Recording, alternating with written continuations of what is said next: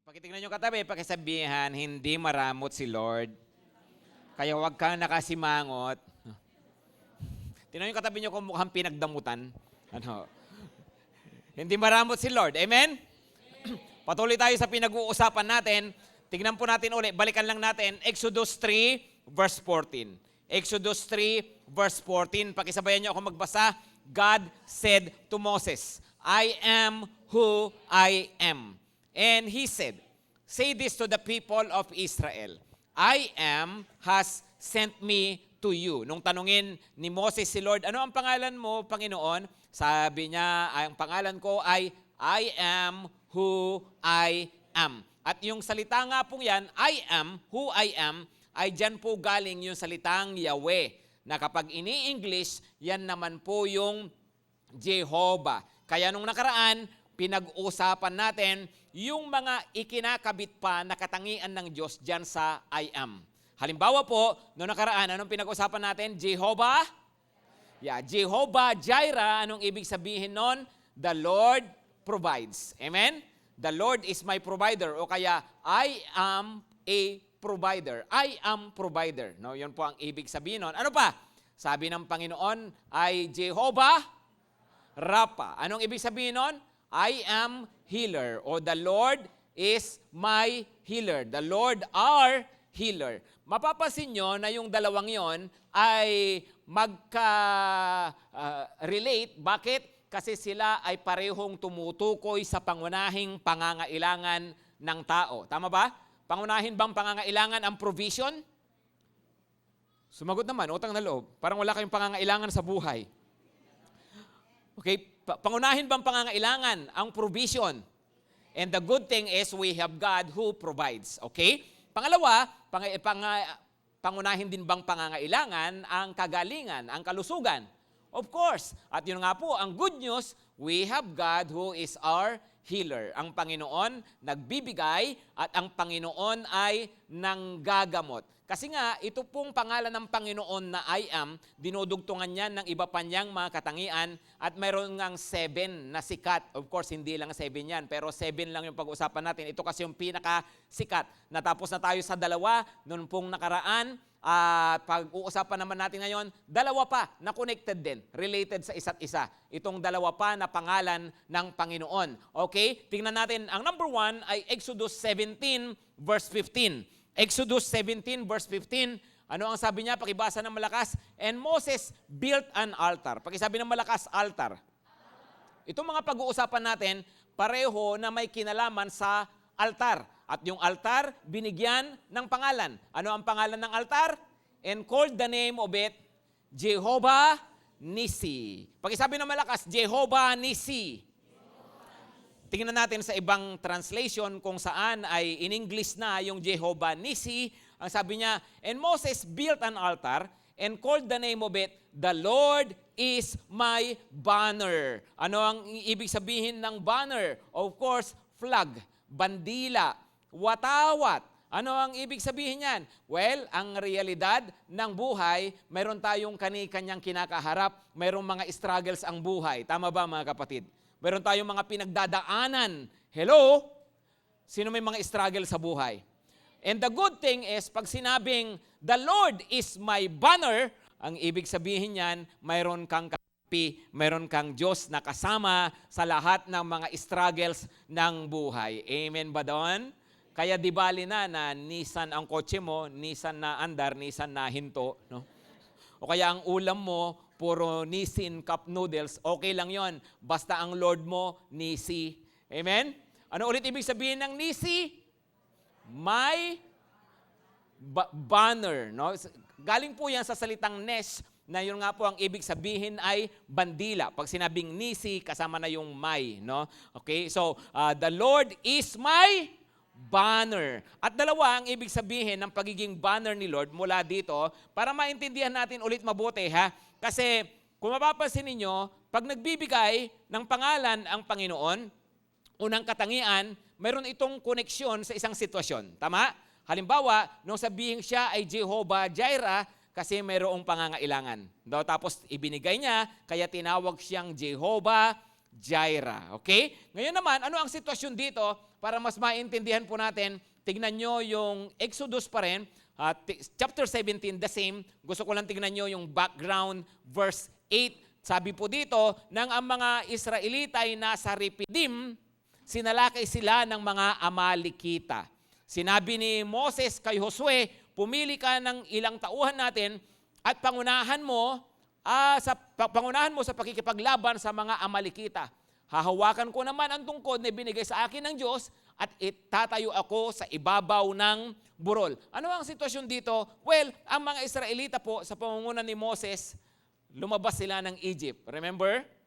Sila ay alipin doon for 430 years. Nakatira sila sa Egypt. Of course, hindi lahat ng panahon na yun alipin sila. Pero noong mga huling taon nila, naging alipin na po sila. At dahil doon, iniligtas sila ng Panginoon sa pamamagitan ni Moses, pinalabas sila doon, nakatawid na sila ng dagat, nahati na yung dagat. Pero pagdating nila sa kabila ng dagat, mayroong isang bansa na ayaw silang padaanin at gusto silang pagpapapatayin. Yun nga po yung mga Amalekita. So susugurin sila, wala silang magagawa kundi ipagtanggol ang kanilang sarili. Ngayon ang problema, ganito, yung mga kalalakihan ng Israel nung panahon na yan, wala naman sa kanila talaga na train para maging mga mandirigma. Bakit? Alipin nga sila Ano ba ang pinaggagawa nila sa Egypt? Natural, sila po ay bilang mga alipin, nagtatayo ng mga gusali. Ilan sa mga ginawa nila, siyempre yung mga pyramid sa Egypt. Tapos, naggagawa sila ng bricks. So ano ang trabaho ng mga taong ito?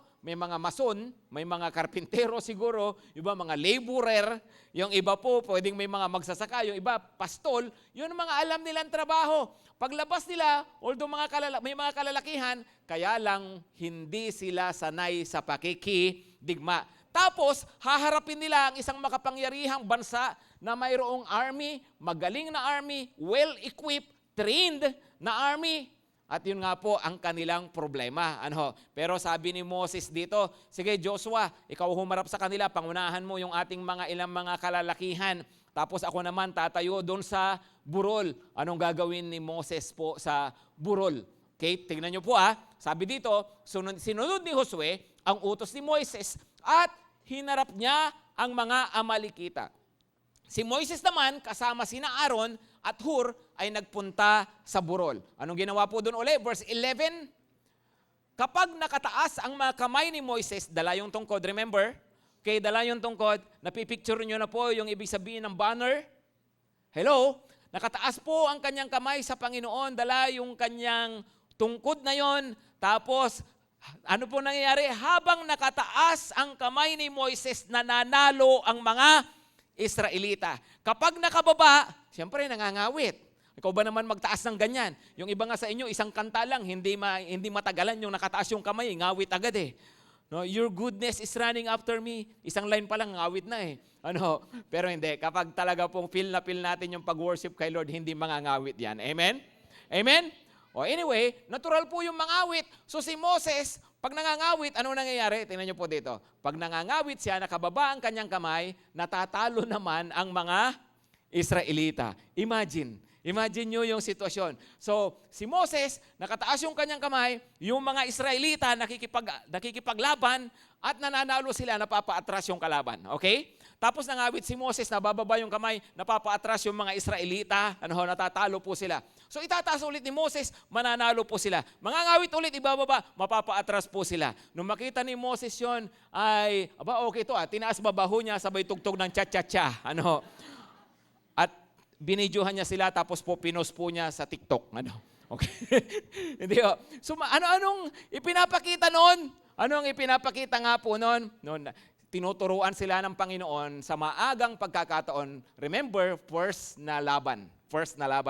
Pero sa unang laban, tinuturuan na sila agad ng Panginoon na dapat nakadepende ka sa Kanya. Ang tagumpay mo nasa kamay niya. Kaya nga, yun ang ibig sabihin kung bakit. Kapag nakataas ang kamay ni Moises, nagsisimbolo ng kanyang pagtataas sa Panginoon, ng kanilang laban, ng kanyang paglapit sa Panginoon, ng kanyang pagbibigay ng karangalan sa Panginoon. Kaya sila nananalo. Pag nabababa, parang nagpapaalala na, kapag tinigilan mo yung pagbibigay ng parangal sa Panginoon at pagkilala ng kapangyarihan ng Diyos at tulong ng Diyos, doon naman sila natatalo. Magandang lesson lesson, umpisang-umpisa pa lang. Tama? Natutunan ng mga Israelita, ganun pala sa laban ng buhay. Okay, tuloy lang po natin yung verse. Tapos po dyan, verse 12, nangawit si Moises, kaya sina Aaron at Hur ay kumuha ng isang bato at pinaupo roon si Moises. Okay? So ang ginawa po, natural nangawit, tagal eh. Tagal po yung laban, nakatayo po siya. So anong ginawa nila? Kailangan, napansin kasi nila, pag bumababa, natatalo. Ay kailangan manatiling nakataas, di ba po? So kumuha silang bato, pinaupo si Moses, ito namang si Aaron, andito sa kabilang side, binuhat niya yung kamay ni Moses, at ito namang kabila din, si Hur, binuhat din ang kabilang kamay ni Moses, kaya po nanatili na nakataas. At dahil doon, ano po ang nangyari? Nalupig o natalo ni na Josue yung mga Amalekita. Amen? Ano po ang ibig nga po ulit sabihin nun? Kaya nung sabihin, the Lord is our banner. Bakit? Kasi habang daladala nila ang pangalan ng Panginoon, nagtatagumpay sila. Amen? Palakpakan naman po natin po si Lord po dyan. So, ang ibig pong sabihin nito, ipinapakita nga nito pag sinabing, ang Panginoon ang aking watawat, siya ang aking banner, ay una, tinutukoy po nito ay yung kung sino ang kasama natin. It's about who's with you. It's about who is with you. Yun po yan. Pag sinabing Jehovah Nisi, unang pinag-uusapan ay kung sino ba ang kasama mo. Bakit? Parang ganito lang naman yan eh. Halimbawa po sa mga iba-ibang mga sports events, di ba po yung may mga, of course, represented yung mga bansa. Like katatapos lang ng Asian Games, katatapos ng SEA Games, di ba po? So yung mga atletang ito, na nire-represent nila ang kanilang bansa, dala nila ang watawat ng bansa, pero hindi lang watawat ang dala nila actually, kundi nakaback up din sa kanila ang gobyerno ng Pilipinas. Tama? Tama ba? Halimbawa, so, nilaban ang lumaban halimbawa po yung ating team sa ang Gilas, no? Ano ang mayroon po sila? Hindi lang nila dala ang watawat. Dala rin nila ang suporta ng gobyerno ng Pilipinas. At nasa likod din nila ang mga Pilipino na nag-cheer sa kanila. Amen?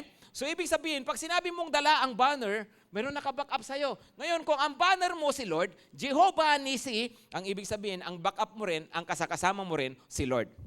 Okay? So Jehovah Nisi means God is with you. In your life's struggles, in your battles, in your endeavors, sa mga bagay na inaabot natin, maniwala po tayo, kasama natin ang Panginoon sa buhay natin. Amen? Sino may pangarap sa buhay? Okay. Pero sinong may mga pinagdadaanan sa buhay? No? Sino may mga laban sa buhay? No? Karaniwan naman po yan eh. Di ba po? Yung pong buhay, ganun po talaga. Yung mga Israelita, umalis ng Egypt, tumawid sila sa dagat. Pagdating nila po doon sa disyerto, bago sila makarating sa lupang pangako, yun ang pangarap nila, marating nila yung kanilang lupang pangako, pero mayroong Amalekita agad. Di ba po? Mayroong laban agad. Yun talaga ang buhay. May mga pangarap ka, may mga gusto kang maabot, may mga laban po talaga. Actually, kahit nga wala kang pangarap sa buhay, may laban ka pa rin sa buhay. Tama? Total naman pala, gano'n naman pala. May pangarap ka o wala, may laban, o di mangarap ka na lang. Amen? May inaabot ka o wala, magkakaproblema ka. Hello? Tama? O di mas mabuti na yung may inaabot ka. Para may marating ka pa. Hello, tama ba mga kapatid? Kasi yun ang reality ng buhay. So sa struggles, mahalagang makita natin na tayo pala ganito. Bilang mga tao na sumasampalataya sa Panginoong Hesukristo, maganda na tinitignan natin ang Panginoon bilang ating Jehovah Nisi, nang ibig sabihin, kakampi natin sa buhay.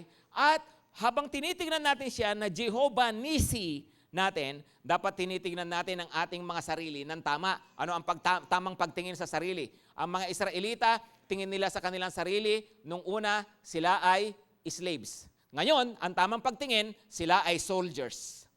Amen?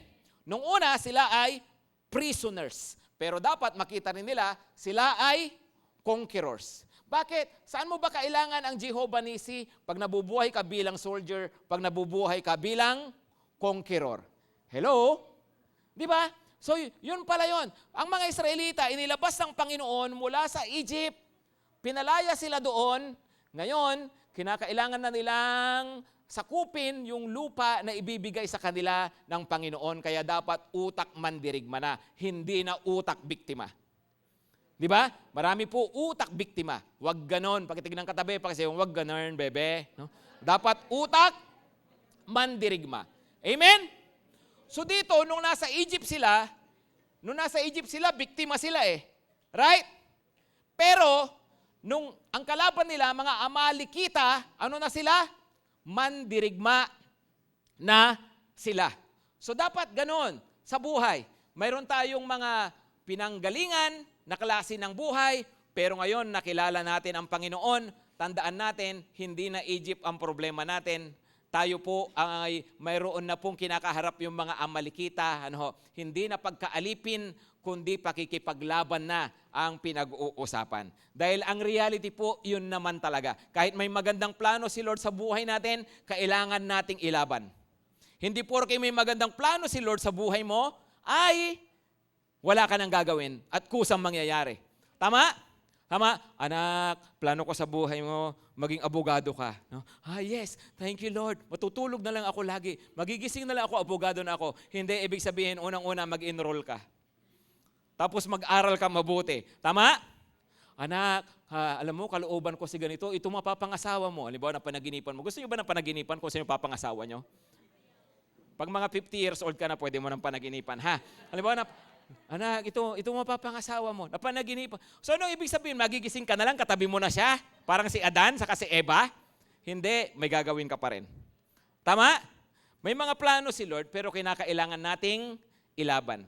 May mga gustong gawin ng Panginoon sa atin, kailangan nating ilaban. At sa laban, ito nga ang good news. Kasama natin ang Diyos. Amen?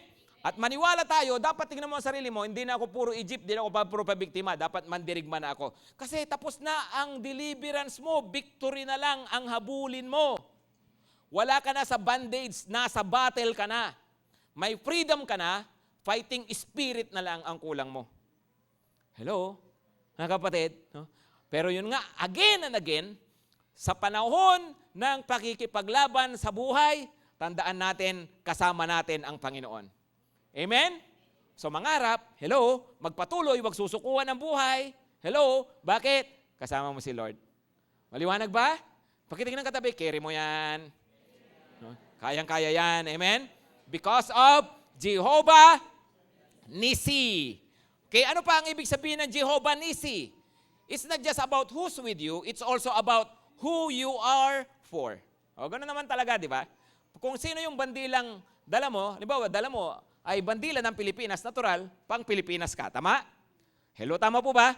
Una, because Jehovah Nisi, because He is our banner, the Lord is with us. Pero dahil the Lord is your banner, you should be for the Lord din. He's for you, but you should also be for Him. Tama?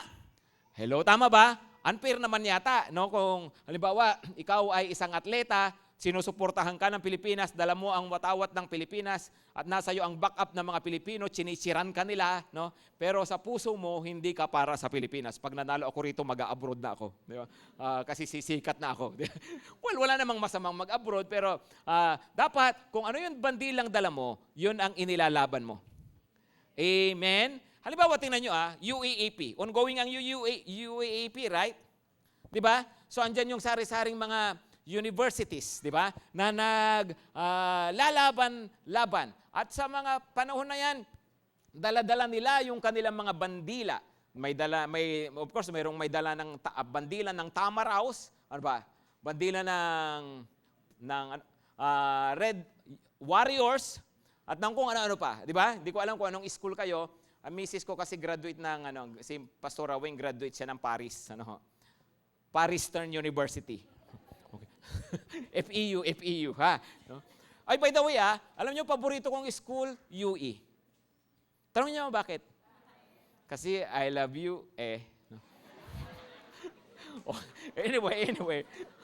Kanya-kanya sila ng bandila.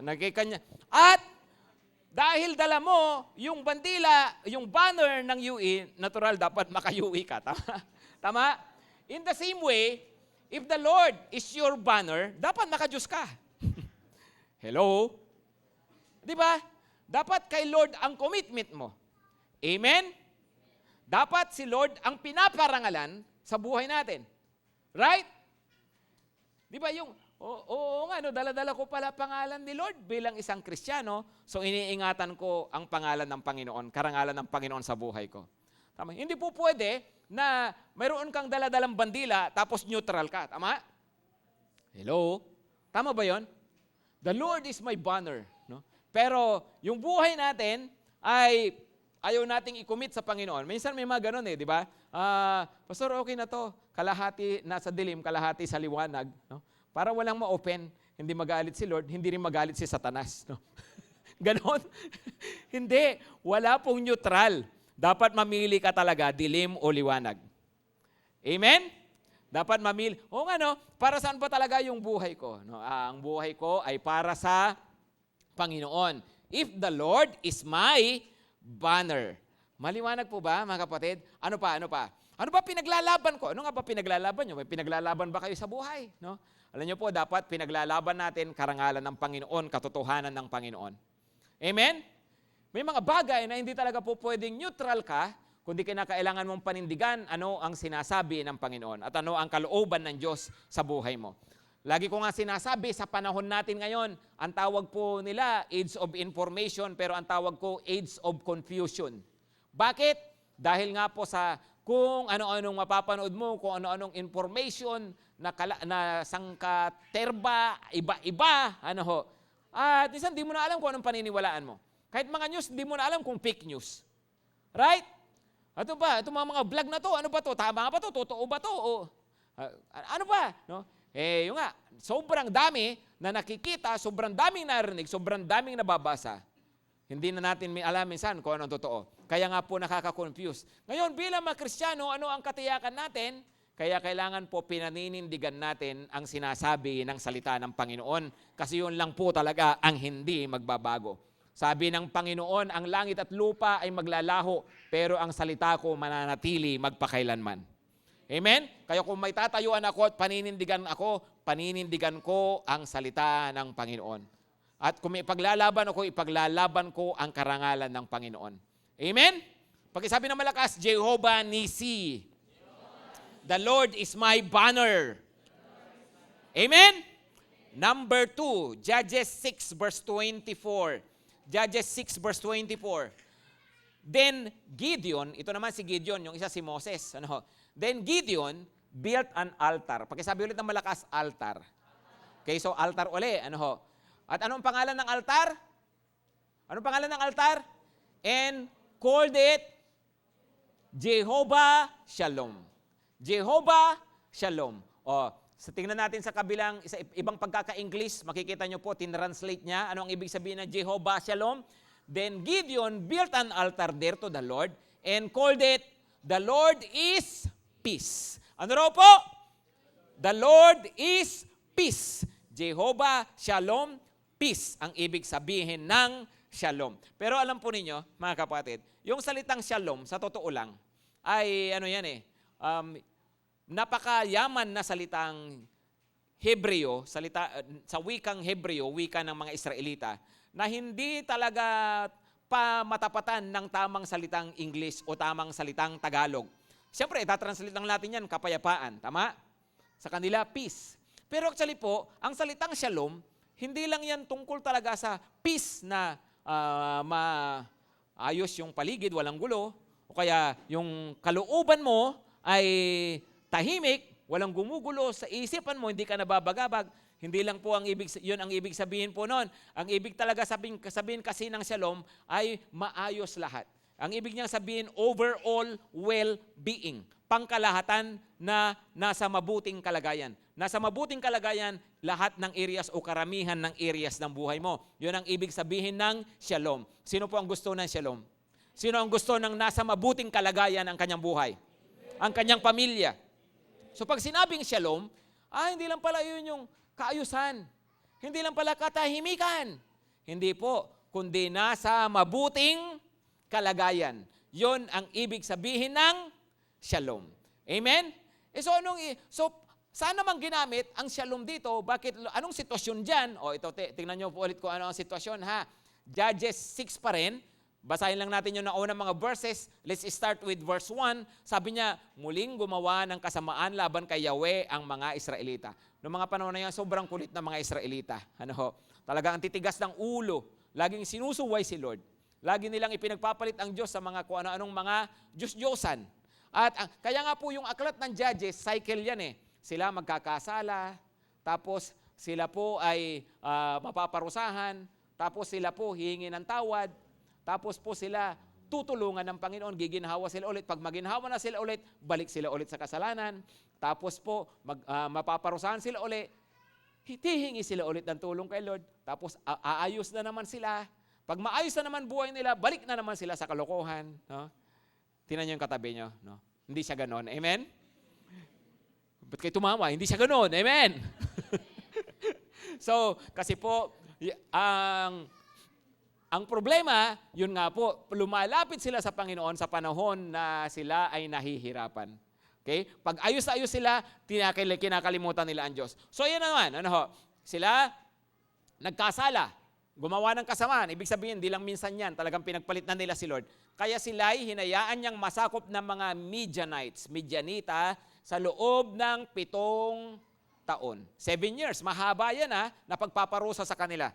Tingnan niyo po, verse 2, higit na makapangyarihan ng mga Midianita kaysa sa mga Israelita, kaya't ang mga Israelita ay nagsipagtago sa mga kuweba at sa mga kabundukan. O tingnan nyo sa sobrang hirap po ng kanilang sitwasyon, saan ka nakakita ng ganon? Hindi na sila tumitira sa kanilang syudad, sa kanilang bahay-bahay. Saan sila nakatira? Sa mga bundok-bundok, sa mga kuweba-kuweba. Takot na takot sila sa mga Midianites. Okay? Next po, verse 3, tuwing magtatanim ang mga Israelita sa kanilang mga bukirin, sinasalakay sila ng mga Midianita, sinamahan pa ng mga Amalekita. Okay? So yung mga Midianites, mga Amalekites, at iba pa. Ang dami pong mga Hittites at iba-iba pang mga parasites. No? Yung mga yan, sabi po, pinagtulong-tulungan nila ang mga Israelita. Verse 4, next, pakibasa nga po ng malakas. Nagkakampo ang mga ito sa lupain at sinisira ang mga pananim doon hanggang sa may Gaza. O sila po talaga ang sumisira ng Gaza. Nababalitaan nyo ba yung Gaza ngayon? Tapos ano sabi? Wala silang itinitirang anuman na maaaring pakinabangan ng mga Israelita sapagkat kinukuha nilang lahat, pati ang mga tupa, baka at asno. Pag palapit ang anihan, susugurin, kukunin nyo, either sisirain yung mga pananim o kaya kukuhanin yung mga ani, tapos kukuhanin pa yung lahat ng kanilang mga alagang hayop. Okay? Verse 5, pupunta raw sila doon, ang dami-dami nila, dalang kanilang mga hayop, at walang magawa ang mga Israelita, kaya bandang uli, anong ginawa nila uli? Humingi sila ng tulong kay Yahweh. Ito ang background niyan. No, sinabi po na Jehovah Shalom, yan po ang unang dahilan. Gusto ng Panginoon na dalhan ng shalom ang mga Israelita upang yung kanilang masamang kalagayan, mapabuti po sila. Okay? So, ang ibig sabihin ng Jehovah Shalom dyan ay relief. Pag-isabi ng malakas, relief from oppression. Yung maibsan at mawala yung kanilang mga oppression. Ano yung oppression? Paghihirap, pang-aapi, pangkakawawa. Dahil hirap na hirap ang mga Israelita, they were so oppressed. Ano pong ginawa ng Panginoon? Gusto po silang bigyan ng kaginhawahan. Amen? Yun ang ibig sabihin muna ng shalom, relief from oppression. At yun pong oppression, of course sa kanila to, yung mga katabi nilang mga bansa ang nang-o-oppress sa kanila. Pero tayo po, of course, meron din tayong mga nararanasang mga oppression sa buhay. Di ba? Ano po yung mga oppression, mga bagay na nagpapahirap sa atin? Pwede po na sa finances. Hello? Pwede na sa karamdaman. Pwede po ba? Sa relationships. Hello? Pwedeng may oppression sa spiritual life, sa ministry. Pwedeng may oppression sa iba-iba pang areas ng ating buhay. Anong ibig sabihin nun? Mga pagpapahirap. Pero ang maganda po na isang dapat nating gawin, matutunan nating lumapit sa Panginoon. Lord, hirap na ako sa sitwasyon kong ito. Lord, puro na lang ako problema. Pagdating sa bagay na ito, please give me peace. Give us peace in this area. Amen? Amen? Lord, puro na lang ako problema sa asawa ko. Yun ang panalangin ni Mrs. Tapos si Mr. yun din ang panalangin, Lord, puro na lang ako problema sa asawa ko. At least nagkaisa kayo minsan. At pareho kayo ng prayer. Bigyan mo kami ng kapayapaan. At least dalawa kayo nagpipray. So, tutugunin kayo ni Lord. Di ba? Hindi nga, maganda po yan. Lord, bakit ganito na lang lagi ang kwento ng buhay ko? Please give me peace. Give us shalom in this area. Pwede ba yan, mga kapatid? Amen? Lord, bakit? Yung pagdating sa negosyo ko, lagi na lang nalulugi. Diba? Lagi na lang nagkakaproblema. Oh. Alam niyo po, pwede ka mag-pray ng shalom kay Lord para na sa ganun, umayos na yung kalagayan ng negosyo mo. Amen? Hello. O parang wala kayong problema sa buhay, no? Pakisabi po, Amen. Lord, tulungan mo po ako no, sa areang ito ng buhay ko. Lagi na lang kaming may sakit. Puro na lang may sakit sa pamilya. Sunod-sunod kami lagi nagkakasakit. Pag gumaling kami sa sakit na yun, ibang sakit naman ang papasok. O teka, baka dapat talaga mag-pray ka na. May sinasabi na si Lord sa'yo. Amen? Hello? Diba, Lord, please, bigyan mo kami ng kaayusan pagdating sa aming kalusugan. Bigyan mo kami ng shalom sa areang ito ng buhay namin. Amen po ba? No? Lord, pagdating sa pagtatrabaho ko, bigyan mo naman ako ng peace. Every time na natatanggap ako, hindi pa man ako nag-uumpisa, natatanggal na ako. No? O mukhang kailangan mo talaga ng shalom ni Lord. Amen? Diba? Lord, tulungan mo naman ako sa panliligaw ko. No? Sa 10 na niligawan ko, 20 binasted ako. No? Mukhang kailangan mo talaga ng shalom ni Lord. Kailangan mo ng tulong para umayos. Amen? Mga kapatid, alam niyo po, ang oppression, pakisabi ulit ng malakas, oppression. Pag sinabi po na oppression, mahalagang makita rin po natin na mayroon mga bagay na talagang nangyayari lang. Kusa lang nangyayari. Talagang dala ng sitwasyon.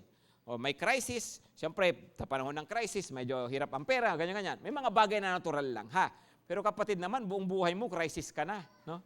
Baka kailangan mo na talagang magmakaawa sa Panginoon, Lord, bigyan mo naman ako ng shalom. Amen? Talaga naman may mga usong sakit. Tama po ba? Pero pambira na, bakunahan at lahat, na COVID ka pa. I mean, kunwari, wala na talaga siya, pero nagkasakit ka pa rin noon. No? Come on naman, no? Baka kinakailangan na nagpay-pray talaga. Amen? Hello, tama po ba? Kasi ibig ko pong sabihin ganito, pag sinabing oppression, minsan hindi lang dala ng sitwasyon. Minsan po, dala ng espiritual na mundo. Listen carefully. Pag sinabing oppression, tandaan natin, hindi lang pisikal na mundo ang ginagalawan natin. Meron din pong espiritual na mundo. At sa espiritual na mundo, may kaharian ng Diyos, may kaharian ng dilim. Mayroong kalaban ang Panginoon, yon ay si Satanas.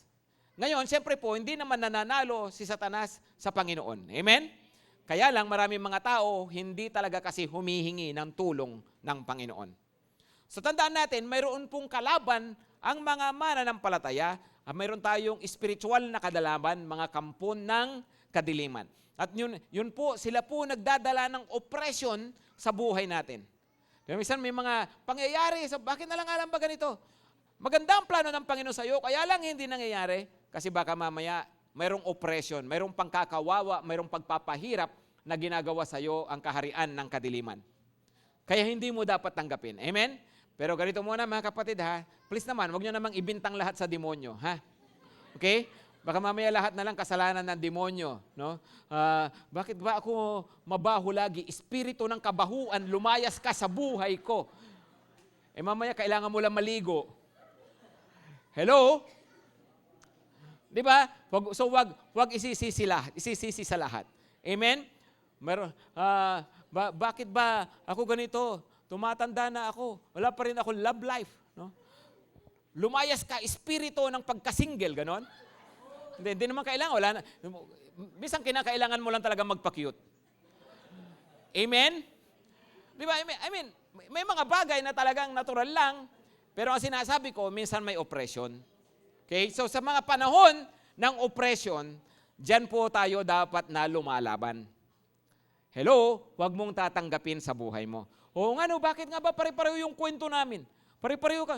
Yung lolo ko, ganito kwento. Tatay ko, pare-pareho kami ng kwento. Ano yun? No? Minsan baka oppression na yan, ha? Baka sumpa na yan. Kailangan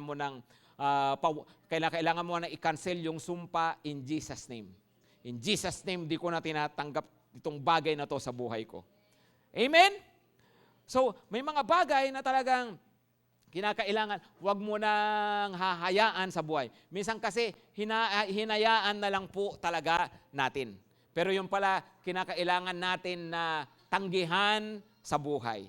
Yung ganong mga uri po na mga oppression. Maliwanag po ba? Okay, so tingnan nyo po rito sabi po sa 6 verse 12. 6 verse 12, sabi ng Panginoon, nagpakita ang Panginoon kay Joshua, o kay Gideon, and the angel of the Lord appeared to him and said to him, "The Lord is with you, O mighty man of valor." Anong tawag kay Gideon? Mighty man of valor. Hindi pa lumalaban si Gideon yan. Nag-aayos ng kanyang sinaka. Parang ginigiik niya. Pero patago pa. Patago pa siya. Kasi nga natatakot siya. Dumating yung mga Midianita, pero nagpakita ang anghel sa kanya. Sabi, mighty man of valor. So papansinin po ninyo, si Gideon, tinawag ng Panginoon para ipaglaban ang mga Israelita. Hello? At ipaglaban ang kanyang sarili at ang kanyang sariling pamilya. So ibig pong sabihin, although nagpipray sila, pero talagang may mga bagay na pinagpipray, pero hindi sapat ang prayer, may mga bagay na dapat na ipaglaban. Amen? Kaya nga sabi nila, peace is fought for. Para magkaroon ng kapayapaan, kinakailangang may paglalaban. Di ba? At ang resulta ay kapayapaan. Gusto natin ng shalom sa buhay natin, may mga kinakailangan tayong ipaglaban. Hello? Huwag na lang natin, hindi, ganito talaga yung buhay namin. Ganito talaga kasi yung lahi namin. Hindi talaga yung sakit na yan, talagang mana-mana yan. No? Baog lolo ko, kaya baog din tatay ko, kaya baog din ako no? Kaya pag nagkaanak ako, baog din yun. No? Paano yon? Problema nyo na yon, ha? Huwag nyo na akong idamay dyan sa problema nyo yan. Basta, sabi niya, yun nga po, may mga bagay na huwag mong tatanggapin na lang sa buhay mo. Amen? Hello? Shalom. Pakisabi ng malakas, shalom. Relief from oppression. Lord, tanggalin mo tong oppression na to sa buhay ko. Lord, paulit-ulit lagi kami nagkakaganito. Ayoko na ng ganitong oppression. Tandaan po ninyo, kaya kang bigyan ni Lord ng shalom. Okay? Pero pangalawa na ibig sabihin ng shalom dyan ay relief from fear. Relief from fear. Tingnan nyo po, Judges 6 verse 22. Judges 6:22, then Gideon perceived that he was the angel of the Lord. Nagpakita sa kanya yung angel, di ba? Sabi ay, the Lord is with you, mighty man of valor. Akala niya kung sino lang. In-entertain naman niya, kinausap niya ng maayos. Kaso nung nakakita ng himala si Gideon, na-realize niya, ay, hindi pala to tao. Kaya nung makita niya yun, sabi ni Gideon, alas, O Lord God, for now, I have seen the angel of the Lord face to face. Anong ibig sabihin ng alas? Hindi po baraha yan, ha? Sabi niya ay, nung alas, yari ako, patay ako. Nakita ko ang Panginoon. Kasi sa kanilang paniniwala, pag nakita nila si Lord, mamamatay sila. So sabi ng Panginoon sa kanya, verse 23, but the Lord said to him, peace be to you. Hello, yung salitang peace, di ba? Shalom be to you. Do not fear, you shall not die. No? Tapos sa verse 24, saka po niya ginawa yung altar at ang sabi nga niya, the Lord is peace. Jehovah Shalom. Amen? So pangalawa na ibig sabihin na Jehovah Shalom, hindi lang yung palalayain sila ng Panginoon sa kanilang oppression, kundi pangalawa, dahil nga nung matakot si Gideon, sabi ng Panginoon sa kanya, peace be to you. Huwag kang mag-alala, huwag kang matakot. No? Huwag mong ikabalisayan. No? Hindi ka mamamatay. Amen? Kasi the Lord is peace. Pag isabi na malakas, the Lord is peace. Minsan may mga tao takot kay Lord, takot lumapit kay Lord. Ayoko mag-church. Baka mamaya masunog ako. No? Tinakatabi, huwag kang mag-alala, huwag kang matakot, hindi ka masusunog. Amen? Pag lumapit ka sa Panginoon, kahit sino ka pa, kahit ano ka pa, huwag kang matakot. No? Kasi mamahalin ka ni Lord, tatanggapin ka niya. Basta lumapit ka ng buong puso. Amen? Hindi nakakatakot si Lord. The Lord is peace. Amen po ba? Yung iba takot sumunod sa Panginoon. Kasi baka pag sumunod ako, ganito, magkaluko-luko, baka mamaya hindi na ako maging masaya sa buhay. Baka may mga tanggalin si Lord sa buhay ko. Kapatid, the Lord is peace. Ano ibig sabihin ulit ng peace? Ng shalom? General well-being. Mapapabuti ka sa Panginoon. Amen? Kaya huwag kang matakot dahil sa Panginoon andon ang overall well-being. Mas mapapabuting kalagayan ka. Ay baka killjoy si Lord. Hindi killjoy si Lord. The Lord is peace. Amen? And the Lord is joy. Pag may peace ka kay Lord, kasama po dyan, may joy ka kay Lord. Amen po ba? Mga kapatid, ano ho? So pakisabi nga, the Lord is peace. Huwag matakot. Okay? At hindi lang yon. Ano mga sitwasyon po sa buhay, pag mayroon kang shalom ni Lord, hindi mo kinakailangang mabuhay sa takot. Natural, may mga nakakapagpaalala, di ba? Nakakaranas po ba kayo ng mga pagkabalisa? Nangyayari naman yan sa buhay eh.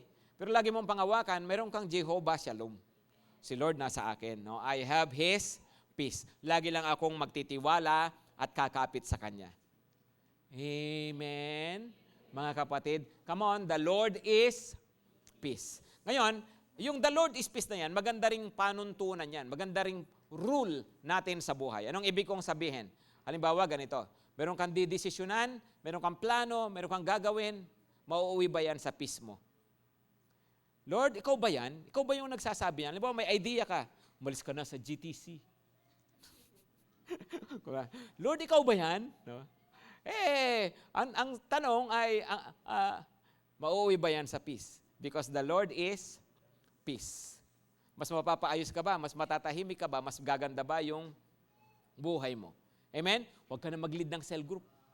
Bitawan mo na yung ministry mo. Yung mga ganyan mga thoughts. Okay? Galing ba sa Lord yun? No? Sukatin mo sa katotohanan na Jehovah Shalom. Amen? Yung iba may mga, kung ano-anong mga karanasan. Halimbawa, mayroong, ilan na rin nagsabi sa akin, Pastor, nakakapanaginip ako na ganito, sabi niya, nakita niya, yung mga napapanaginipan niya, nagkakatotoo. Kaya lang ang mga panaginip ay mga panaginip na may namatay, may naaksidente, at nagkakatotoo. No? So ano yun? No? Tapos anong resulta sa'yo? Isip, natatakot po ako. Pag ganoon po, hindi galing sa Lord. Amen? Kasi the Lord is peace. Amen po ba? Pag mga nakikita mong mga kakaiba, may spiritual na karanasan, pero nauuwi lang sa sumasama lang yung loob mo, namamali yung pagtingin mo sa kapwa mo, hindi galing sa Lord. Kasi po, the Lord is peace. Amen. The Lord is, number 1, my banner. Okay? And number 2, the Lord is peace. Tumayo na po tayong lahat. Wala pong lalabas, ha? Wala pong magsi-CR, di pa ho tayo tapos. Ano po? Tingnan niyo po itong katotohanan ito. Yung kay Moses, pinangalanan niya ang Panginoon o tinawag niya ang Panginoon na Jehovah Nisi. Bakit po? Dahil po doon, at saan niya ipinangalan yun? I mean, doon sa altar. Tama po ba? Yung Jehovah Shalom, saan ginamit uli? Pangalan ng altar. Pakisabi po ng malakas, altar. So, ibig sabihin, sa kanilang pagharap sa mga Amalekita, nagtayo si Moses ng altar. Tama?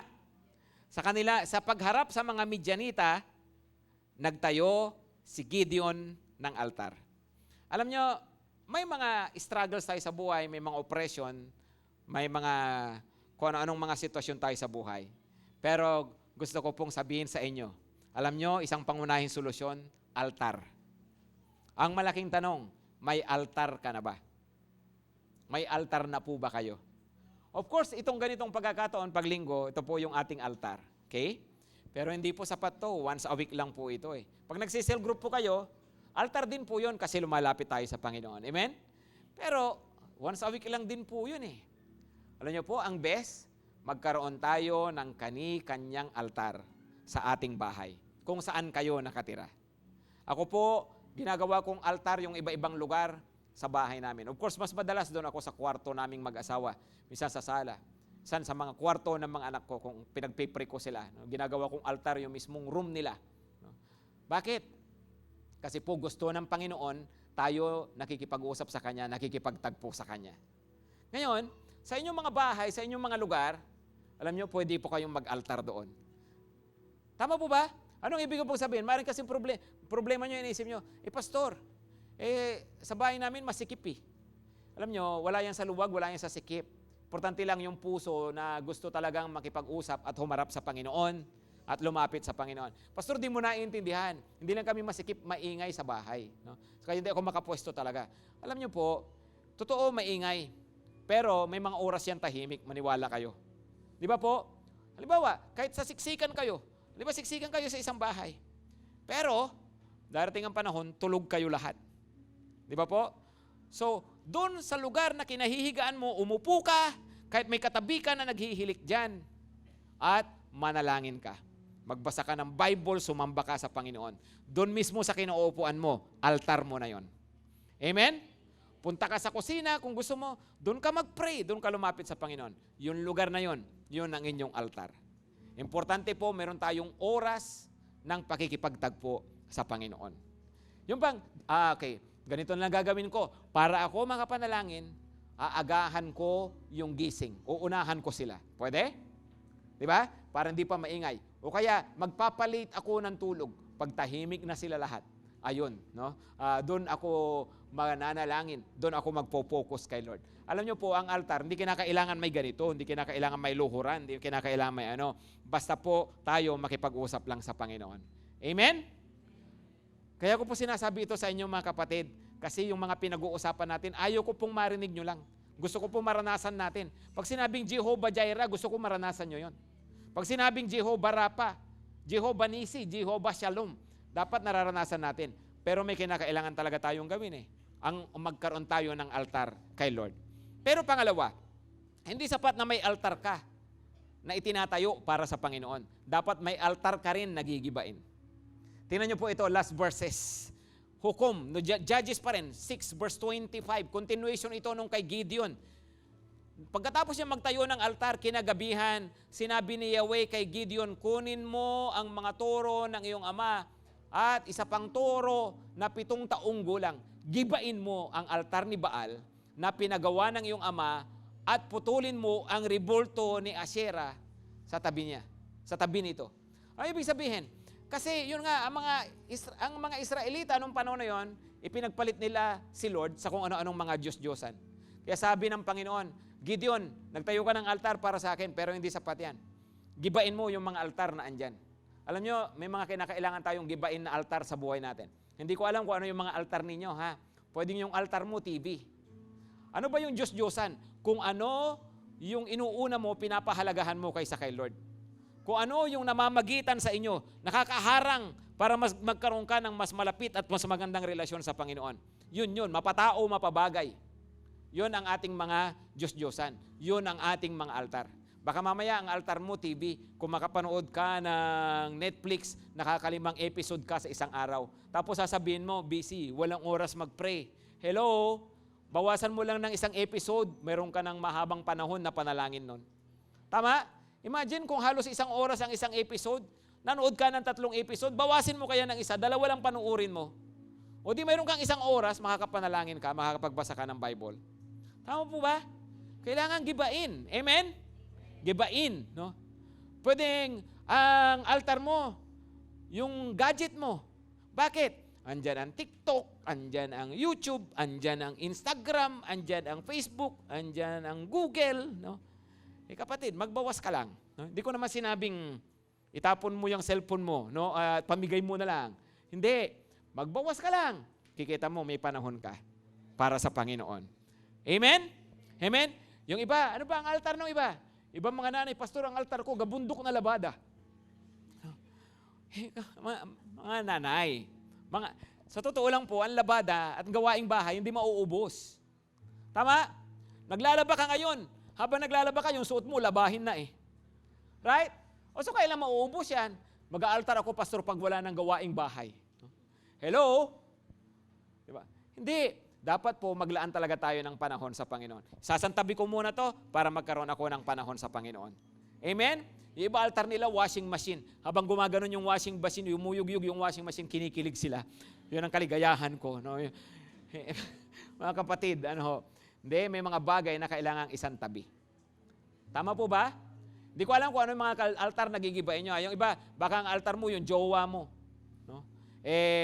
Minsan kailangan din magbawas. Hindi magbawas ng jowa kasi dapat isa lang, ha?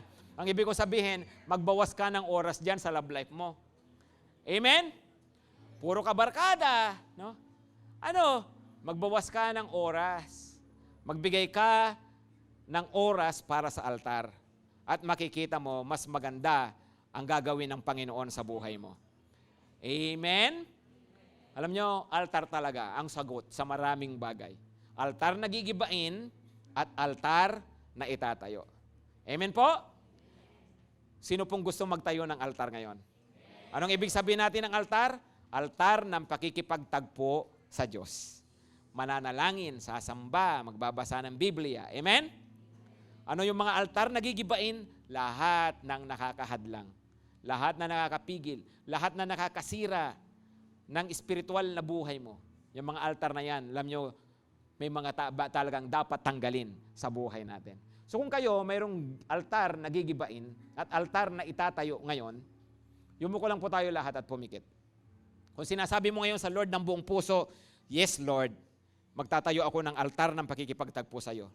Tapos maggigiba ako ng altar. Maggigiba ako ng altar, Panginoon. Kung yan ay sinasabi mo kay Lord, sinasabi mo ngayon din, Panginoon, uumpisahan ko. Mamaya din, bukas din, uumpisahan ko. Pagtatayo ng altar. At paggigiba ng mga altar. Kung yun yung prayer mo, pwede ba itaas mo ang iyong dalawang kamay sa Panginoon? Opo, Panginoon, narito po kami. Kilala mo ang puso namin, ang buhay namin. Kilala mo kung paano kaming nabubuhay sa araw-araw. Kilala mo, Panginoon, kami sa mga pinagkakaabalahan namin. Panginoon, patawarin mo po kami. Kung may mga nagiging mga Diyos-Diyosan kami nang hindi namin namamalayan, mas pinapahalagahan namin, mas inuuna namin kaysa po sa iyo, Panginoon. Sa oras na to, patawarin mo po kami. At sa oras na to, isinusuko namin ang mga altar na to. Panginoon, ginigaba namin ang mga altar. Kapatid, sambitin mo sa Panginoon yung gusto mong tanggalin o bawasin sa buhay mo. Sige po, sambitin po natin sa Panginoon. Sinusuko namin ito, Lord. Sambitin po ninyo. At gayon din, Panginoon, narito kami. Magtatayo kami ng altar sa mga tahanan namin. Kung saan, mas makikilala ka namin. Mas mararanasan ka namin. Hindi lang Jehovah Jireh, hindi lang Jehovah Rapha, hindi lang Jehovah Nisi, hindi lang Jehovah Shalom, kundi marami pa, Panginoon. Sapagkat ikaw ay Diyos na unlimited. Panginoon, marami pong salamat. Panginoon, tulungan mo kami paglabas namin sa lugar na to. Pag-uwi namin, magkanya-kanya kami ng mga altar. At maranasan namin lagi ang presensya mo sa buhay namin. Thank you, Lord. Thank you, Lord. Pwede na po nating ibaba ang ating mga kamay. Tanggapin po natin ang basbas galing po sa Panginoon. At ngayon, Panginoon, suguin nyo kami mula sa lugar na to. Taglay namin ang basbas nyo. Lord, yung mga pinag-uusapan namin na mga katangian mo, pinapanalangin ko maranasan namin at ang aming mga pamilya. Lord, yung provision, yung healing, Panginoon, yung peace, Lord, yung tagumpay sa buhay, pagkaloob nyo po sa amin, Panginoon. Thank you, Lord. Ngayon, mga kapatid, ang biyaya ng Panginoong Hesukristo, ang pag-ibig ng Diyos Ama, at ang pakikiisa, pagsama ng banal na Espiritu ay tanggapin nating lahat. Ngayon at magpakailanman. Amen at amen.